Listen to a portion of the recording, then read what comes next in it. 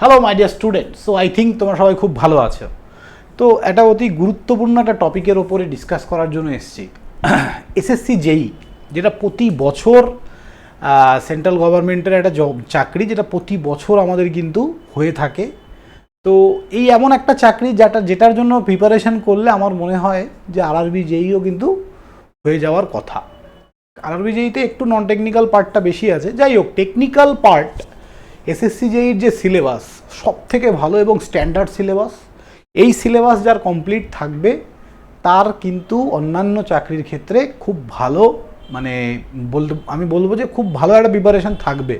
তো এই মুহূর্তে সরকার চেঞ্জ, সেটার থেকে বড় সেন্ট্রাল গভর্নমেন্ট তো ছেড়ে দাও, সরকার চেঞ্জ হয়েছে আমাদের রাজ্যে। তো সেই জায়গায় দাঁড়িয়ে জব ভ্যাকেন্সি আশা করছি আসবে। তো এবার কোন জবের জন্য স্যার প্রিপারেশান আমি শুরু করব, তো এই সমস্ত ডিটেলস নিয়েই আজকের ভিডিও। শেষ পর্যন্ত ভিডিওতে সবাই থাকবে এবং যারা ফার্স্ট টাইম আমাদের চ্যানেলে, অবশ্যই চ্যানেল সাবস্ক্রাইব করবে এবং ভিডিওগুলো ভালো লাগলে বন্ধুদের সঙ্গে শেয়ার করবে। তো আমি যেটা ভেবেছি যে আমরা যদি এসএসসি জেইর সিলেবাসটা নিয়ে টেকনিক্যাল পার্ট বা non technical as well as শুরু করতে পারি পড়াশুনোটা, আমি কিন্তু অনেকটা এগিয়ে থাকবো আমার প্রিপারেশানের দিকে। এরপর হট করে ধরো ডাব্লিউবি এসিডিসিএল বেরোলো বা এসিটিসিএল বেরোলো ফর ইলেকট্রিক্যাল অনলি, আমি ইলেকট্রিক্যালের সম্বন্ধেই কথা বলছি, বা আরআরবি জেই নোটিফিকেশান সামনে বেরোনোর কথা। তারপর 2026-এর এসএসসি জেই আছে, তারপর পিএসসি জেই বেরোনোর কথা সামনে।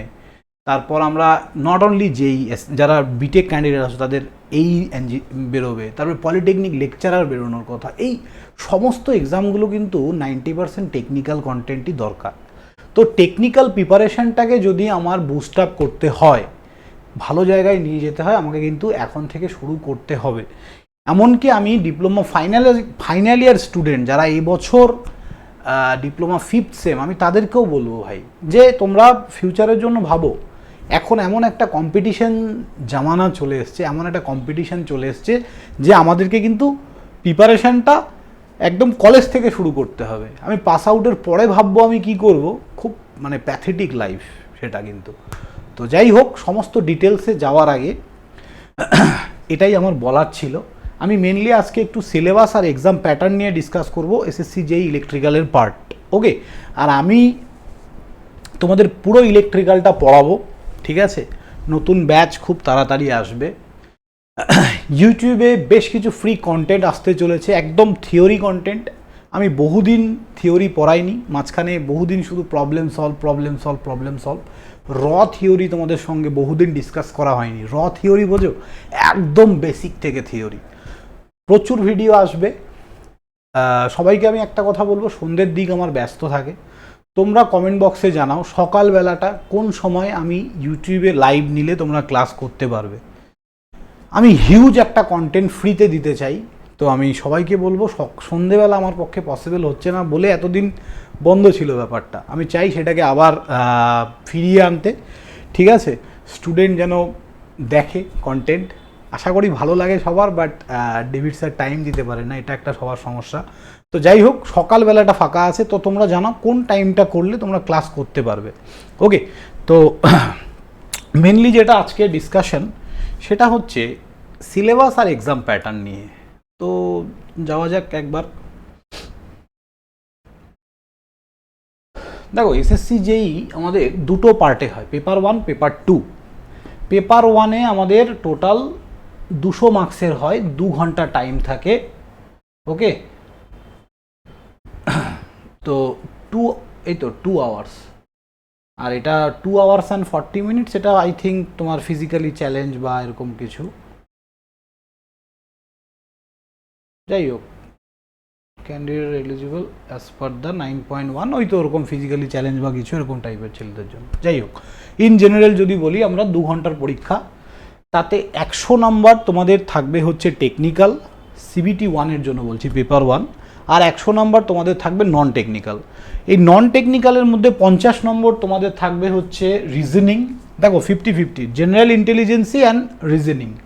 রিজনিং মানে বুঝতেই পারছো কোনটা, ম্যাথামেটিক্স নয়, লজিক্যাল যে ব্যাপারগুলো, রিজনিং, এখান থেকেই কিন্তু স্টুডেন্টরা নাম্বার ক্যারি করে। আমি এরকমও ছেলে দেখেছি 50-এ 45 মিনিমাম পেতে হবে, তবে জব হবে ভাই, এবং 48ও পায় রিজনিং থেকে। জেনারেল ইন্টেলিজেন্সি থেকে স্টুডেন্টরা ল্যাক করে। জেনারেল ইন্টেলিজেন্সিতে হিস্ট্রি, জিওগ্রাফি, পলিটি, তারপর আমাদের তোমার physics, chemistry, biology, social science, GK সব কিছু মিলিয়ে কিন্তু এই জেনারেল ইন্টেলিজেন্সি পার্টটা, এই জায়গাটা ল্যাক করে ছেলেরা। নর্মালি 50-এ কেউ 10, 15, 20 ম্যাক্স টু ম্যাক্স। আর রিজনিংটা হচ্ছে নাম্বার ক্যারি করার জায়গা। এবং তারপরে বাকিটা যেটা, সেটা হচ্ছে জেনারেল অ্যাওয়ারনেস, ওটা ছেড়ে দাও, ঠিক আছে। আর এই যে 100 নাম্বার হচ্ছে আমাদের জেনারেল ইন্টেলিজেন্সি অ্যান্ড রিজনিং 50, এটা জেনারেল অ্যাওয়ারনেস 50, এটা হয়ে গেল। বাকি ট্রেডে 100 নাম্বার। তাহলে এই যে 100 মার্কস, এই 100 মার্কসেও কিন্তু তোমাকে একটা ম্যাক্সিমাম নাম্বার ক্যারি করতে হবে, তবে গিয়ে তুমি জবটা পাবে। টোটাল 200-200-র মধ্যে 100 number technical, 100 number non technical. এই যে নন টেকনিক্যাল রিজিয়নে আমার 50 নম্বর হচ্ছে রিজনিং, আর বাকি 50 নম্বর আমার বাকি সব কিছু মিলে, ঠিক আছে। ডিটেল সিলেবাস দেওয়া আছে, তোমরা এই নোটিফিকেশানটা ডাউনলোড করে নেবে এমনি এসএসসি ডিএতে, আমি দেখিয়েও দিচ্ছি একবার। তো এই সব কিছু মিলে থাকবে। এইখান থেকে যে তোমার ম্যারিট লিস্ট হবে তার উপর বেস করেই কিন্তু তুমি মানে পার্ট 2-তে যেতে পারবে, এবং দুটোর বেসিসে, পার্ট 1 পার্ট 2 দুটোর বেসিসেই কিন্তু তোমার সিলেকশন আসবে, ঠিক আছে।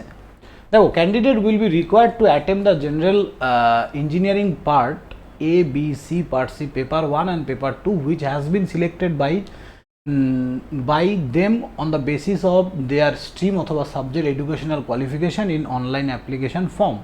In the other word, the candidate appearing for civil stream are required to attempt Part A, civil structure of Paper 1 and Paper 2, এবং electrical stream are required to attempt Part B. ওরা ABC বলে সাজিয়েছে, কিছুই না, civil, electrical, mechanical এভাবে সাজানো আছে। Okay, paper 1 and paper 2 consist of objective type and multiple choice question. Okay, এবং হ্যাঁ, পেপার 2-র ব্যাপারে আমি আরেকবার বলে নিই, পেপার 2-তে কিন্তু তোমাদের যখন তুমি পেপার 1-এ কোয়ালিফাই হলে, দেন পেপার 2-তে যখন যাচ্ছ, পেপার 2-তে তোমাদের 300 নম্বরের এক্সাম হবে, 100খানা কোশ্চেন, 2 ঘন্টা টাইম, এক একটা কোশ্চেনের জন্য 3 নম্বর করে, এবং সোজা কোশ্চেন, ঠিক আছে। আমি করাবো তোমাদেরকে কোশ্চেনগুলো। তো এই হচ্ছে তোমার প্যাটার্ন, পরীক্ষার প্যাটার্ন এই হচ্ছে, 0.75 নেগেটিভ মার্কিং থাকে, ঠিক আছে। এবার আর তেমন কিছু এখানে বলার নেই, সবই জানতে পারলে।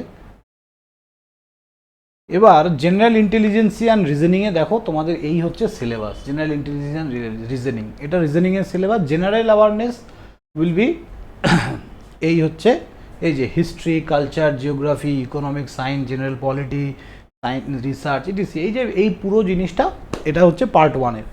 এবার যারা ইলেকট্রিক্যালে এখানে ছোট্ট করে লিখে দিয়েছে, তো আমি যখন প্রিপারেশান নেব, আমি কিন্তু এই বেসিসে প্রিপারেশান নেব না, আমি ডিটেল সিলেবাসের প্রিপারেশান নেব। আমার টার্গেট হচ্ছে পার্ট 2, কারণ পার্ট 1 করে কি আমি জব পাবো না, তো তাহলে আমার টার্গেট পার্ট 1 থেকে তো লাভ নেই, আমার পার্ট 2 করতে হবে। পার্ট 2-র ভেতরেই পার্ট 1 আছে অলরেডি, মানে আছে।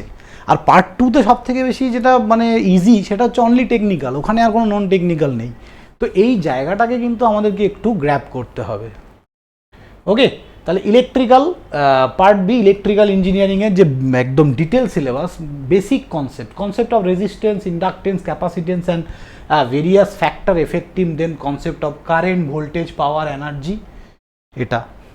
দেন হচ্ছে সার্কিটার law, Kirchhoff law, simple circuit solution using network theorem. Then হচ্ছে magnetic circuit, concept of flux, MMF, reluctance, AC fundamental, সোজা জিনিস, measurement and measuring instrument, electrical মেশিনের মধ্যে পুরোটাই আসবে। এখানে আলাদা করে ওরা দিয়েছে সিঙ্ক্রোনাস মেশিন, বাট মেশিন যখন তোমাকে বলছে, মেশিনের মধ্যে আমার কিন্তু ফার্স্ট মেশিন, মানে আমার যেটা মনে হয় পড়া উচিত, প্রথমে ট্রান্সফরমার, দেন ডিসি মোটর বা ডিসি মেশিন, যেখানে মোটর জেনারেটর বোথ থাকবে, then in 3 phase induction motors, then single phase induction motor, then synchronous generator or alternator, লাস্টে সিঙ্ক্রোনাস মোটর, এবং একদম শেষে গিয়ে স্পেশাল মেশিন।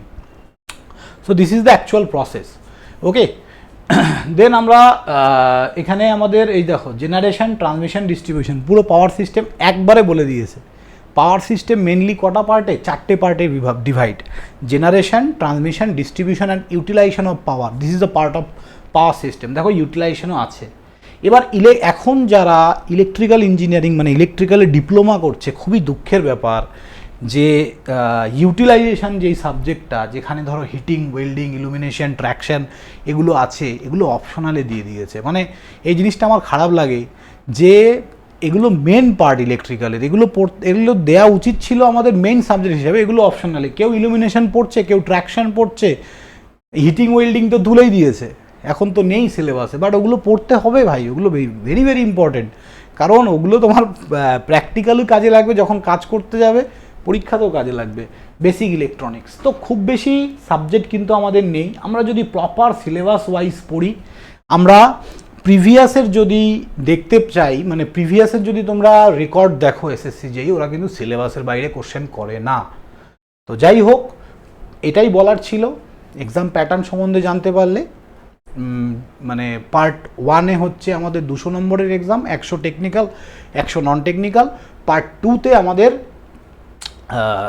কি বলে 300 নম্বরের এক্সাম, অনলি টেকনিক্যাল, এক একটা কোশ্চেনের জন্য 3 নম্বর করে।